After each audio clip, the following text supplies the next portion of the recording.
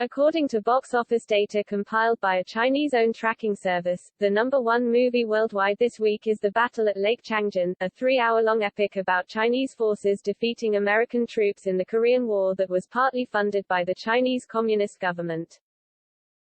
Reuters on Tuesday quoted figures from Lighthouse, a box office tracking service owned by China's Alibaba Pictures Corporation, that said The Battle at Lake Changjin raked in $779.13 million by Tuesday.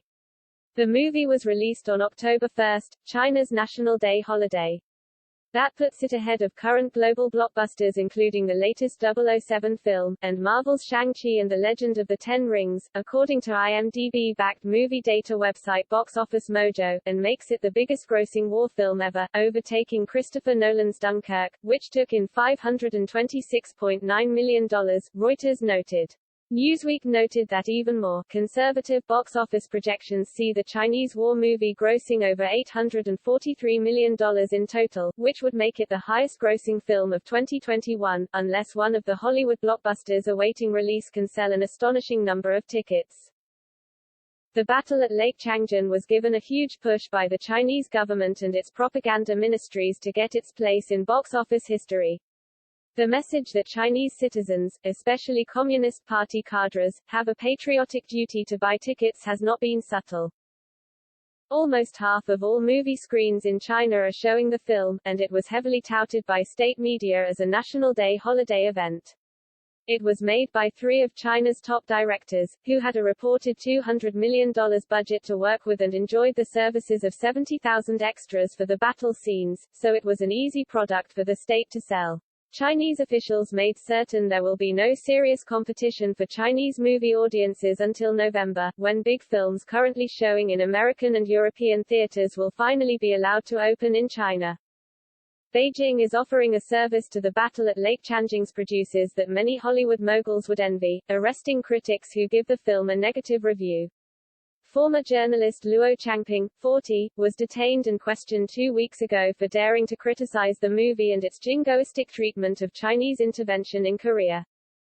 Chinese state media lashed out furiously against Western critics who dismissed The Battle at Lake Changjin as propaganda, insisting the movie was comparable to Hollywood epics such as Saving Private Ryan, even though it is common knowledge that The Battle at Lake Changjin was literally commissioned by the Chinese Communist Party's (CCP) propaganda department and filmed with extensive support from the communist regime. China's state-run Global Times on Sunday hailed The Battle at Lake Changjin as a successful cultural export to make the world begin to listen to the voice of China, even though it has mostly been viewed by Chinese audiences. It probably won't be setting any box office records in South Korea, where irate social media users are denouncing the film as crude and insulting propaganda that rewrites the history of the Korean War, makes excuses for a protracted conflict that cost hundreds of thousands of lives, and expects audiences to applaud the birth of the horrifying tyranny in North Korea. The Global Times touted the blockbuster success of the film as an important milestone in China's rise and America's decline, sneering that America is stuck with imaginary superheroes and the endless humiliating disaster of the Biden administration, while Chinese audiences embrace real heroes from the glorious history and pledge joyful allegiance to their communist rulers.